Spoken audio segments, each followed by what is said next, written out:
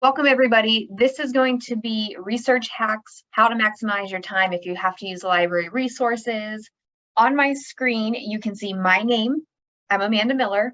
The best way to reach out, honestly, is through our library help at egcc.edu.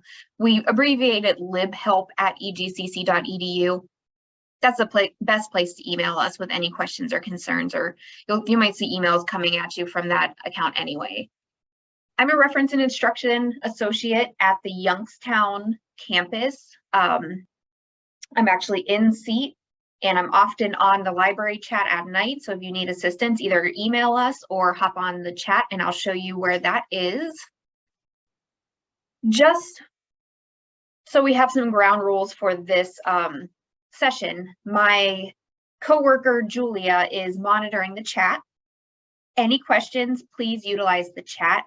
I'm going to turn off my computer or my camera just so it doesn't eat up any Wi-Fi or bandwidth or anything. Please keep yourself muted until the end. We'll open the floor up if you want to unmute yourself to ask any questions or comments. And in the meantime, utilize the chat and keep yourself muted because then Julia can answer you and maybe bounce ideas off of me. So any questions, utilize the chat or just wait until the end and unmute yourself. I hope that sounds good.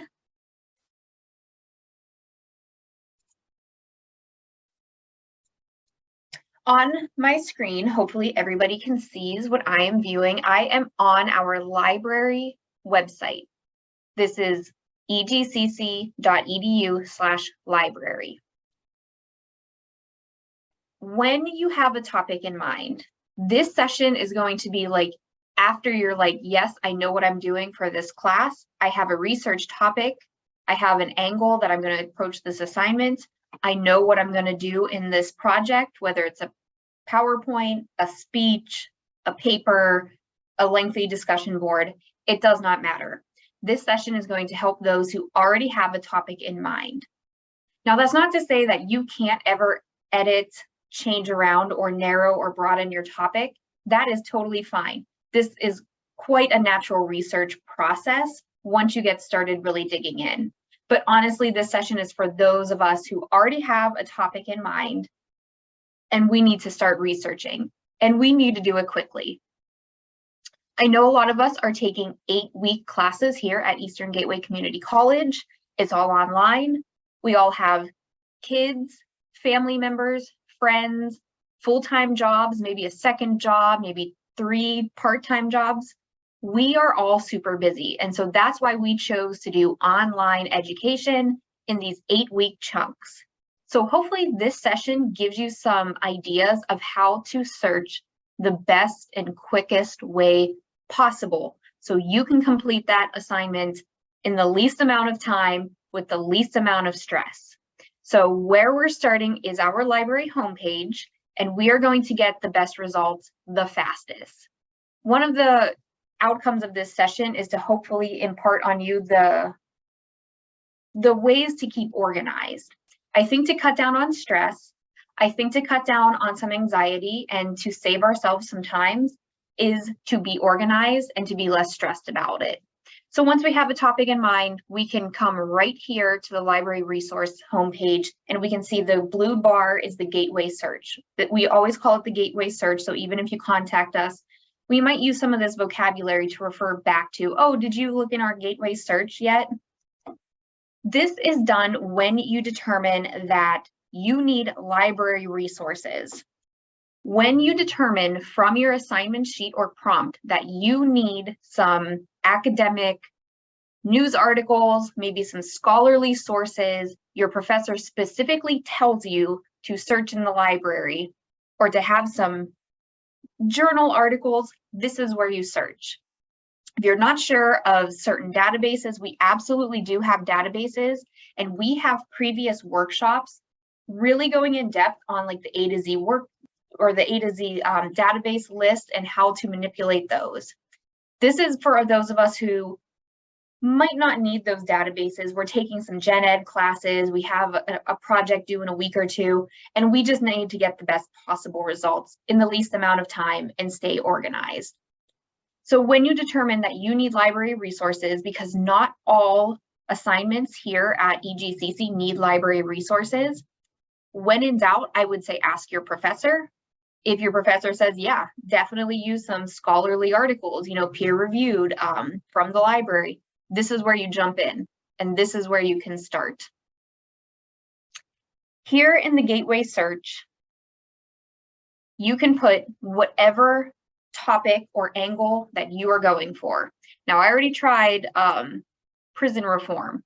Prison reform is a very complicated subject, but it's very hot, and a lot of people talk about it, and there's a couple different angles. You can believe that we need prison reform, or you can believe that prison reform needs to happen in different ways.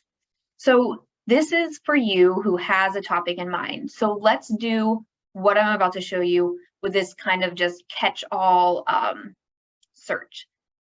Type your search terms into the gateway search now. Here's a problem that a lot of people do.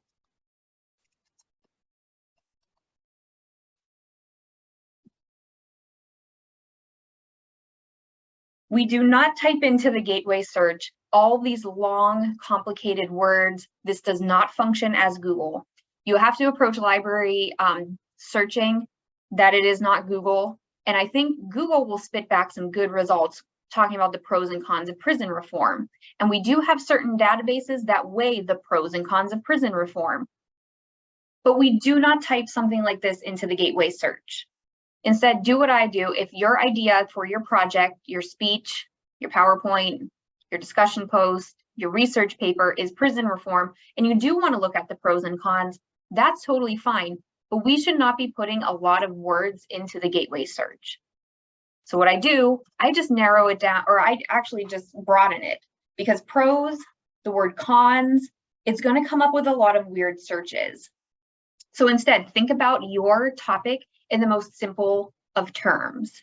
Now, if you wanted to do prison reform, maybe plus Ohio, you wanted to focus it on just Ohio, that's fantastic. You can add a plus and something else, but you wouldn't do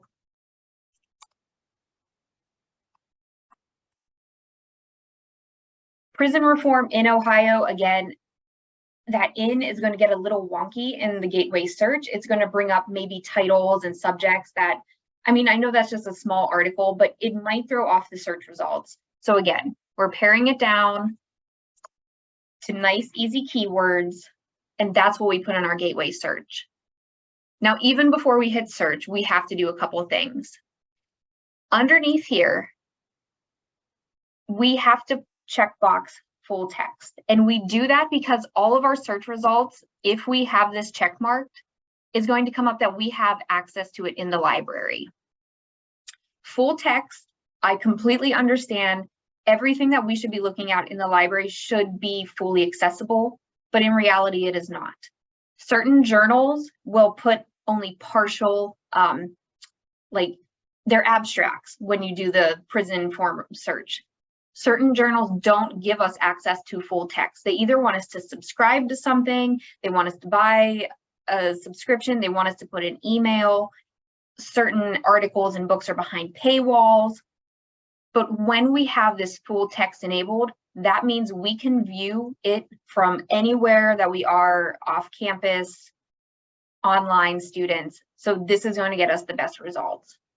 So just to recap, just the terms, the search terms we are looking for, we are not bogging it down with all these other ideas yet. We can get a little bit more specific later. If we do want to add a couple things on, we can do plus, but simple is best because our gateway search and the library databases do not function like Google. So if you've determined you need library resources, this is how it's done the best. You may notice something next to full text called peer-reviewed.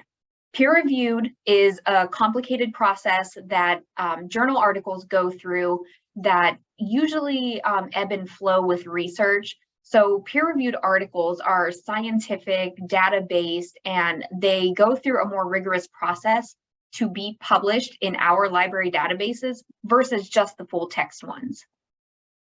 To utilize peer-reviewed, I think is fine. You are just going to get more narrow results if you checkmark peer-reviewed. And honestly, it's not really required of you unless your professor specifies that you need a peer-reviewed article from the databases. If your professor does require you to have peer-reviewed, hit full text and peer-reviewed, and then you can view your results. That way, everything that comes up is full text, so you have access to it wherever you are. And then the peer-reviewed means that it went through that peer review process of editing, doing more research, being sent out to peers, and your professor might want that for certain projects. We just caution you, you don't always need it check marked if your assignment does not require it. I'm going to pretend that this assignment is just like a random research paper, and my professor says, just, a mix of popular articles versus academic articles, which academic articles are a lot of times found in our library databases. Still, full text is in play. Now I can begin to search. Why I was showing you that is because we don't want to waste our time looking through just partial abstracts, partial, chapters of books that we can't access, that we can't click on and see. I know because I hit that full text, everything is going to be available to me. It's still a lot though, still 501,000 hits, which is a lot. That's too much for any of us to go through in a matter of time. There's some things I want to draw your attention to on this page. So one of the things I want you to notice is great. A research starter for prison reform is probably somewhere that I would start. A research starter could absolutely be incorporated into assignments. And a lot of times when we type in our subjects that we're looking for research, recycling, one that I was recently looking for was alcoholism. All of those things prompted these research starters to pop up. So these are really great to get some idea about the context surrounding these topics. We have a lot of different hits, a lot of different search results. So the first one is a research starter, which I think is a great one. But if we come down here, look, one of these is a book. I don't know about you. I don't have access to the state library books. It's library use only. I don't want that. I can't use that. It shows us some videos. Again, if your professor says videos are okay, use them. If not, I would skip them. When we are perusing results, to maximize our time, we should be looking for a few things. We can limit things down on the left-hand side. One of the things that I want to draw your attention to is this bar, this publication date bar. Most times in college classes, and our professors, they want the most up-to-date information possible. Some of your assignments are going to have parameters like you need it within the last 10 years. You need to find sources within the last 5 years.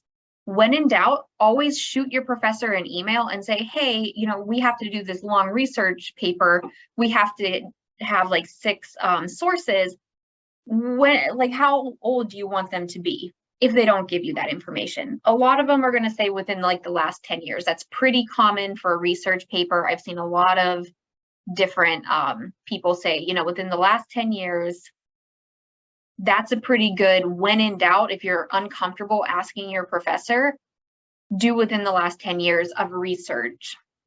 So how I did that, I'm looking on the left-hand side, and you can certainly move this bar, but I just typed in 2012 because that was 10 years ago, and I want to see up until the most recent ones. So that got rid of like half. So now we're down to 222,000. And I see that it got rid of a lot of different stuff. When I'm looking at the search results, I'm going to do some things with my eyes to maximize my time. I am going to determine what kind of sources I need. So these little icons underneath the titles that are clickable, and they're even numbered, those are academic journals. These are videos. A lot of these are academic journals. Periodical. A book. When I am searching through this really quickly, I am going to do the most to just kind of eliminate these things I don't want. Like maybe I actually don't want to use a periodical, which is a digitized newspaper, probably from, well, this is winter 2022. You can certainly use periodicals. It just depends on your type of assignment and what your professor expects out of you. If you have time, I think books are totally okay, but honestly, we have to consider our time management skills and these 8-week courses and our priorities outside of our classroom. So if we don't have a lot of time to be reading chapters, reading whole books, even scanning books, then I personally wouldn't use books. I would instead usually go for academic journals. I really like them. I think they do a really good job at condensing information, and they can usually like link their sources. They put where they got this information. They're really seamless. But if you have certain source types that your professor wants you to do, we can absolutely look for those. And there are many different source types here available at the library, even when we have full text enabled. So to see all of them, we can say show more. So if you are interested and you actually have time to look through ebooks on your own time, because maybe you don't have a lot of family obligations, maybe you do have a lot of time to dedicate for research. If this is in your major, maybe you do want to look at ebooks, totally fine. If you want to look for ebooks, check ebooks. If you want some magazine articles, click that. My favorite news articles, magazine articles can also come from outside news sources, academic journals. You can click all of this. It just depends on how you assess your time and how much time you have to give to evaluating these sources that you find. Sometimes when we do projects, we have to look for these academic journal articles. These are called not popular, like they're the opposite of popular, which popular articles are usually news and magazines and reports, reviews. Ebooks are usually scholarly in nature. To filter my results, and like this is a personal opinion of mine, I think academic journal articles are the best of the best type of sources. That's a completely opinion statement. I have no other authority other than I've taught a bunch of classes before and I've done a lot of research. My absolute favorite are academic journals. So I can see by clicking academic journals, it's going to eliminate my hit count to 78,000. I'm getting rid of news. I'm getting rid of magazines. I'm getting rid of ebooks because I definitely don't have time for that. And I am just going to update these search results to show me academic journals because I know how to read them. I like to read them. I know the pieces and parts of them, and they're going to be pretty up-to-date information. So my search up here, where we started from full text to the last 10 years to only showing me academic journal articles, I'm now down to 78,000, which is fantastic. Already down for a few things. Still keeping your eyeballs on the left-hand side. All my limiters are still there. Every time they refresh, they're always going to be there. I only have academic journals selected. If I want to look at more subjects that might be related to my topic, I can click and open up this subject tab. So I can see like the history of prison reform. I can see prison reform in relation to human rights. We can also call it another synonym could be like the criminal justice system, government policy regarding prison reform. I could click all of these and it's going to narrow it down to 4,000 for criminal justice, 3,000 for history, 2,000 for human rights, and I can click as many or as little as I want, honestly. If I do want to narrow my focus, I can. A lot of times we're not doing history projects, so wow, it even can limit more than that. Just wild. But sometimes these subject terms gets us an idea of how we can approach the subject. So I hit back because I don't want to use that history of prison reform. I just want to get rid of it. I don't know about you, but I cannot speak or read in a different language, so I want everything shown to me in English. I love the language limiter because sometimes I do view these results and there's good stuff that they want to talk about in China, but that's not really the scope of my research. I'm not talking about China prison reform. I can't read it. So my language is always going to be in English. Likewise, we can then narrow it down. If you are not talking about China prison reform or European prison reform, if you don't want to see those results, again, use these limiters on the left-hand side. And geography is a good one because I only want to talk about the United States. I'm in the United States. That's the focus of my research. I am down to 8,000 results. Still a lot, but way more manageable than 500,000 than when we started. And all I'm doing is manipulating the left-hand side results to show me the best possible answers to my research question, which is, prison reform, is it necessary? Should the United States invest more in prison reform? Whatever kind of angle I'm looking for, keeping it simple when I search. And now I can kind of go through and see my results. So of these 8,000 results, I'm actually very happy with this number. 5,000 is fantastic when I do this stuff. 8,000 I can work with. Here's what I'm going to do. And here's where I'm going to show you where my eyes go. First, I scan the titles of everything. So this number 1, but who oversees the overseers? The status of prison and jail oversight in the United States. I can understand that whole title. I understand everything that title is saying. Oh, wow, this seems like it would be really great. I can see where it was published in the American Journal of Criminal Law, which, we can go back to that in the summer of 2020. So that's very recent. However, this is how I know I'm not going to use it. Not even clicking on it yet. I am not going to use this in my paper because look, over here, it shows the page range where it came from, the American Journal of Criminal Law. We can see the volume, pages, which equals 67 pages. I personally know I'm not able to print 67 pages. I don't really want to go through 67 pages of research. Maybe I'm not going into the criminal justice field. Maybe I'm just taking, intro to criminal justice, but I'm really like a teacher education major. 67 pages, if that works for you, fantastic. Personally, I would not use something 67 pages long for just a 5-page research paper.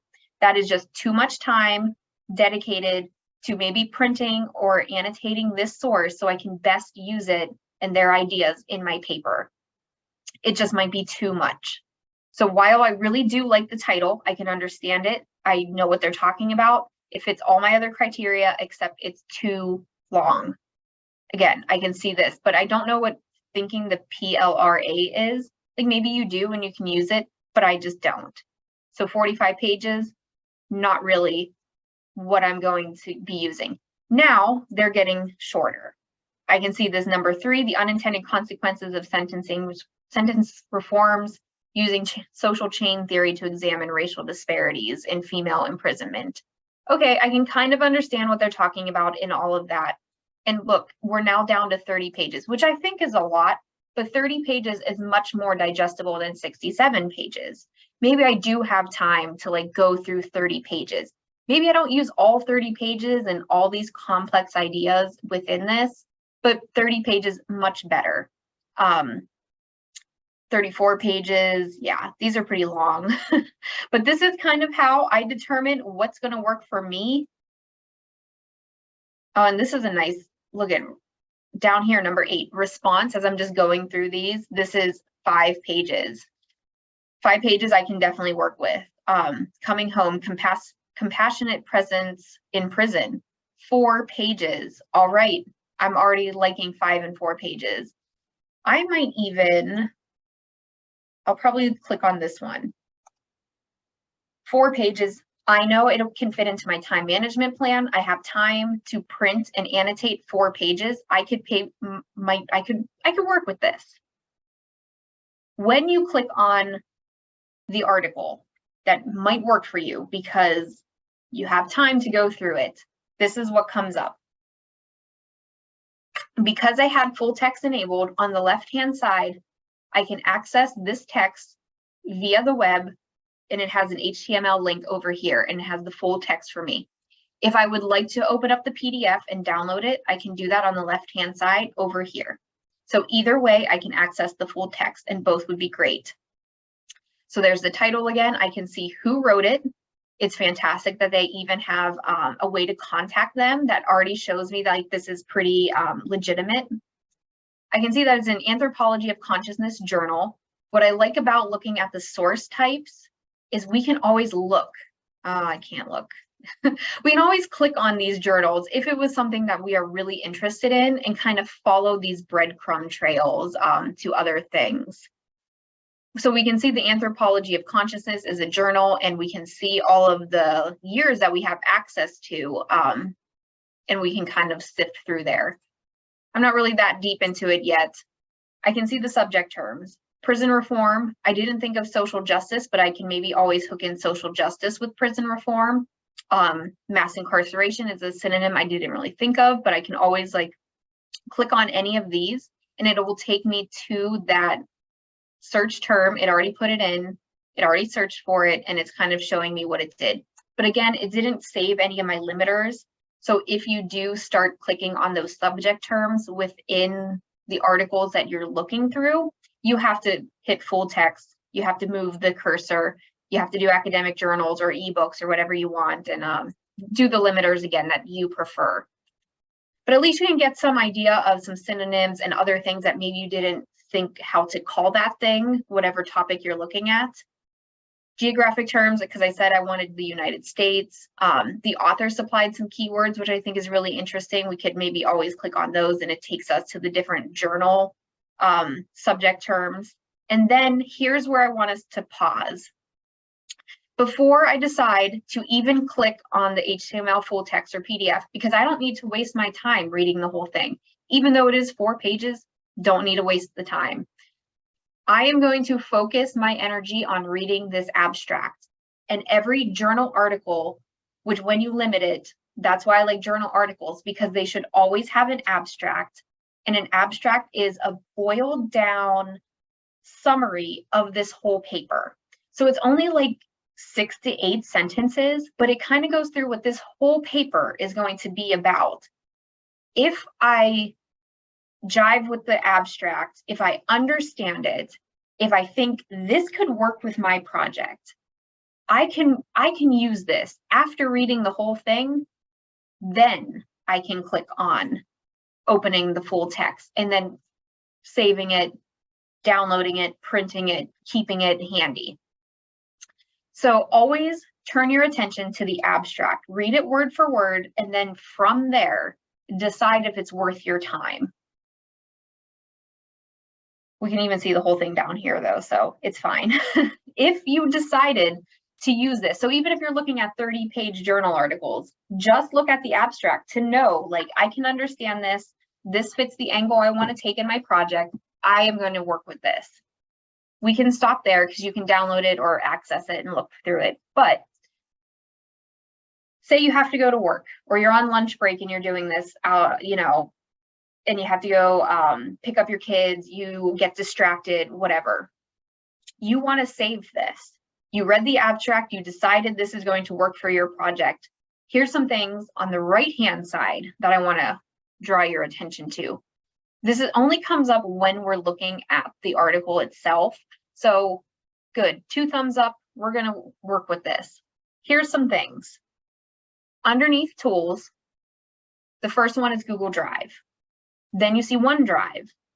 Then you see add to folder, print, email, save if you have a flash drive, cite, export, create note, the permalink. You can listen to this one, which is fantastic. So if you have some, if you listen better with auditory things, you can actually listen to this one. So like, this is great. This is hitting a lot of things. Like if you'd rather listen to it versus read it, already we note some of these things are just, this would probably be good for a lot of people's paper, hopefully.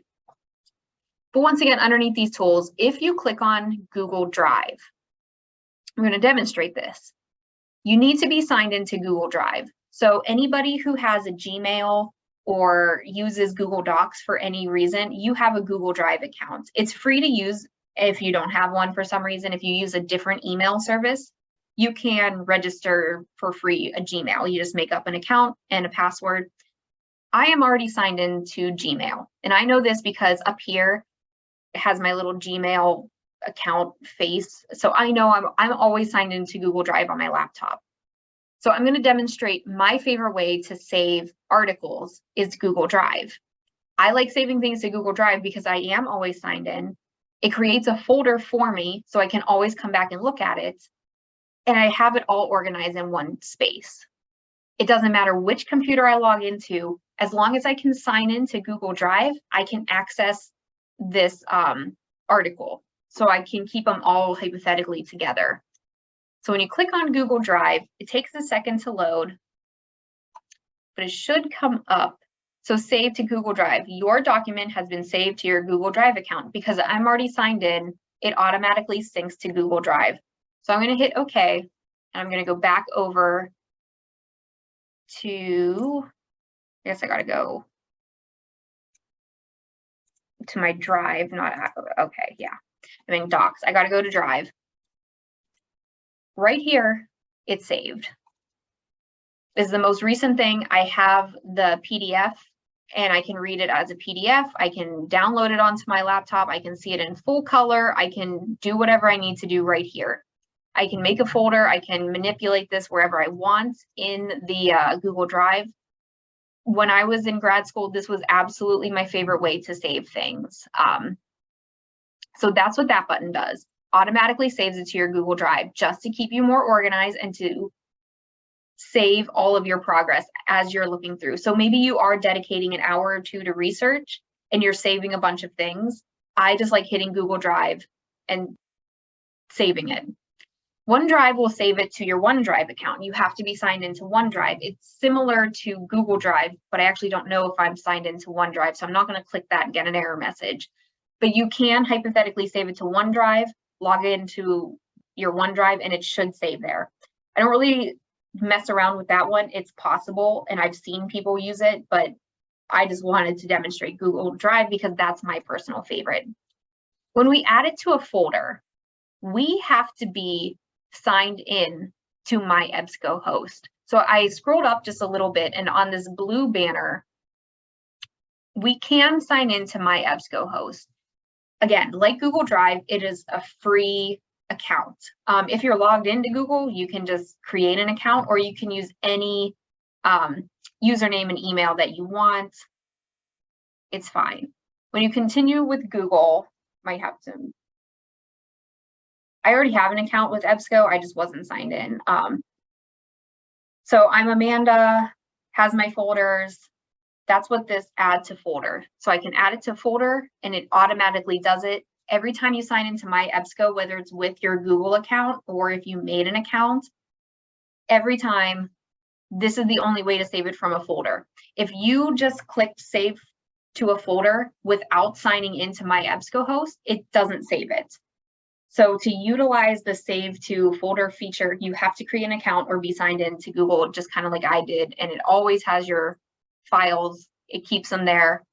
Again, I really like this option too, because we can easily come back and cite it, but it's just like an extra step. I'm always signed into Google Drive no matter where I am. I'm not always technically signed into my EBSCOhost.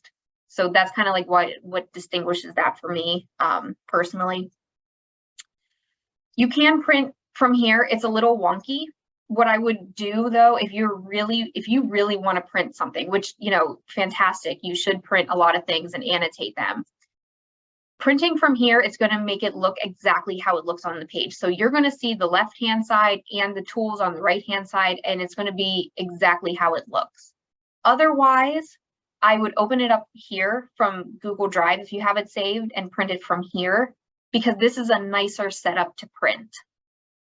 I mean, you can print it from here. It's just a little messy. Like, it shows all of this stuff and it's just not as neat as it could be. When you download the PDF, you can print it from there and it's a nice, neat print. And I think if you open it up in a different text box with this HTML, you can easily print it.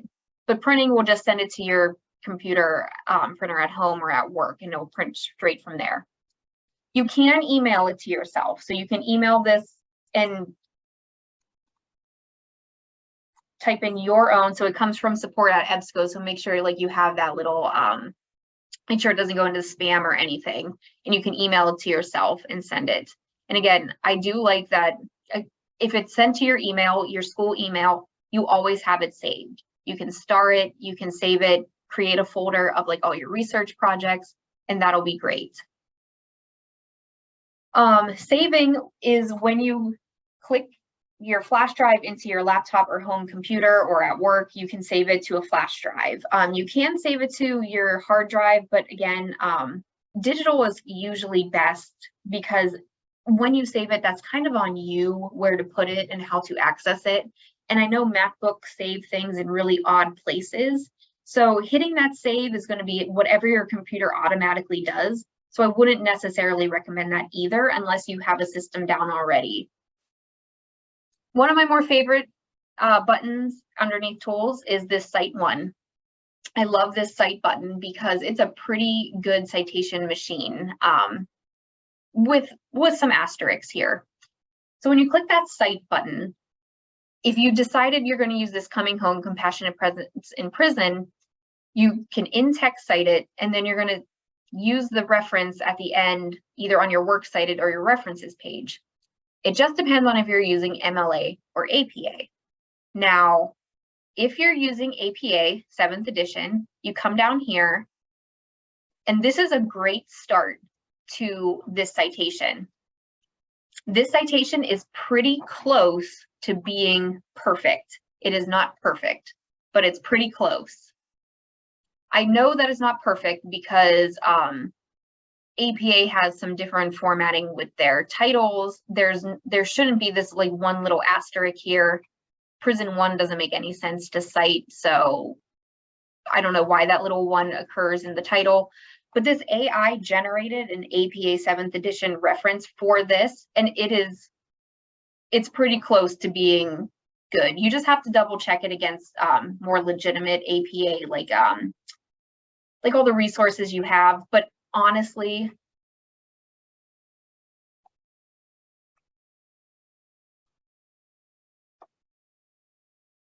I would use that as a good starting place. If you're not using APA or whatever you're using, Chicago, it has that. If it's Harvard, I know some of the histories use Harvard, the Chicago, different editions. If you're in MLA, you just scroll down because all the citation formats are in alphabetical order. So MLA comes after APA. So if you scroll down, again, this is pretty darn close to what MLA 9th edition works cited page should look like. So personally, I would copy and paste that, email it to yourself, put it into a Word doc, put it into something so you have it. But again, no matter what you're citing, double check it against Purdue OWL or our citation information that we have, because this is AI generated, not perfect, but it's pretty close. But do know you can cite things directly from here. If we're using academic journals, most of them have these citations. And then lastly, I'm just going to make some notes about this permalink. If you just want to email yourself the link, if you just want to put this link somewhere for you to find it, if you want to send it to somebody else, so maybe you're doing research with somebody else on a very similar topic and you want to share this, this is where you hit permalink. Permalink is short for permanent link. And when you click permalink, this is the link you want to share or send to yourself or keep handy. Copy and paste this wherever you need to. We do not want to copy and paste this up here because this is generated once and we can never get back here. If you copy and paste this to anybody or yourself, it's going to be a broken link later. This permanent link means it's permanent. It'll take you right back into coming home and show us what we're looking at now. So definitely use permanent link. And again, that's under tool. I love the Google Drive. Don't really print it from here. Add to folder if you're signed in with EBSCOhost. Definitely use the citation. Email it to yourself if you want, and then use this permanent link. Create note is if you do want to annotate the source right here, and that's totally okay, but I don't use it that often because I rather print things and annotate them personally. And again, you have to assess what is going to work for your project at the end of the day And you have to decide if you can manage 4 pages of a journal versus 30 pages of a journal. That's something that only you know your time frame of getting the work done, how much you can fit in. But I like to do just a little bit of footwork before I get invested with a paper by looking at the abstract and making sure I have full text and that it's actually in English, because that's the only language I can understand. So that's kind of how I go through and maximize my search results. And when I decide that I want to save something, I save it to Google Doc, or I give myself the permalink to get back there. And I always use the cite button to start, because the cite button is a great place to just, oh, let me generate, some sort of citation, but don't let it be the end all that you just submit to your professor without double checking yourself in other sources. Those are my research hacks. Again, I made some claims. I did it with journal articles because those are my favorite. They're usually, they check all the boxes of being authoritative and being credible. So I just go straight there personally.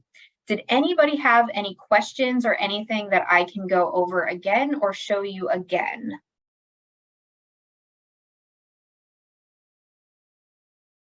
Yeah, this was pretty informal. Usually if we were all sitting in person, we would be doing this all together. So I encourage you to maybe rewatch this video, have our library site open, and kind of go through the steps I did.